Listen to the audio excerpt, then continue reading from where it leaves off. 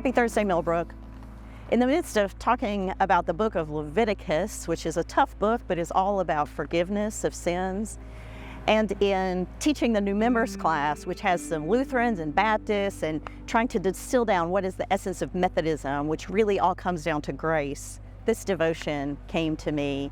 Molly Beck shared this at a staff meeting, and I want to tell you the story of a man named Clay as he tells his own story. As I sat in my car the morning of May 19th, 2011, I couldn't believe I was about to do something I never thought I'd do again. I was about to walk into Taylorsville Savings and Loan and demand that the tellers give me all the money in the drawers. I had done this exact same thing 2 days earlier at the State Employees Credit Union in Lenoir. I was scared, but I was in the grip of depression and addiction. I had just dropped off my little girl at school, typical bank robber stuff, right? He goes on to talk about going into the bank and asking for the money and driving away and saying, I don't care if I live or die. When he drives into the neighboring town, there are cop cars all up and down the road. He knows who they're looking for. He pulls over. He says, I put my hands out the window and burst into tears.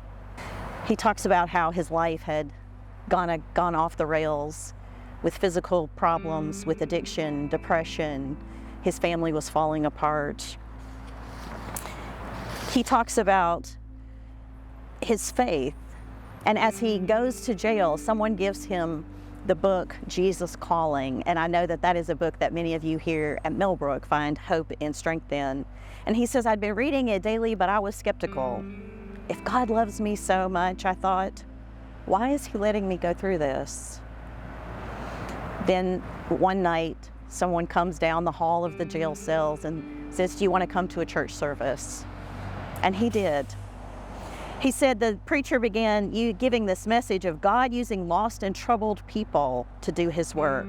And I suddenly began to feel something strange.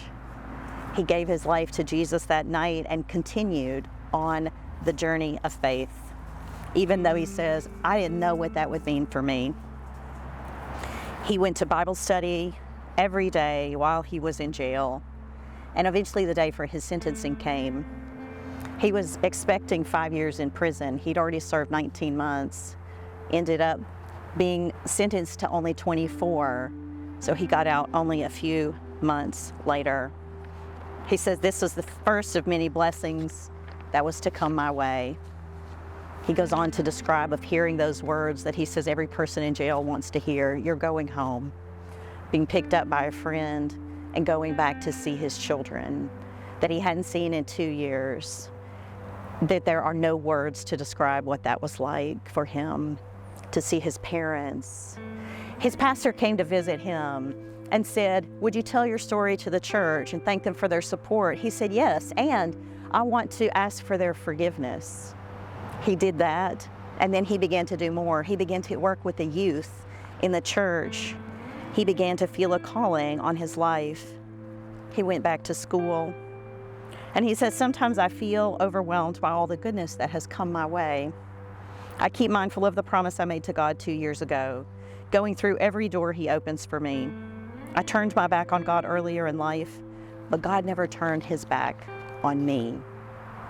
Friends, this is a story of Clay Parker, who is one of my colleagues in ministry.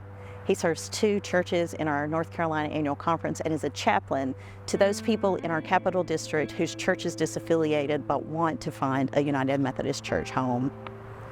God works good in every life and in every situation.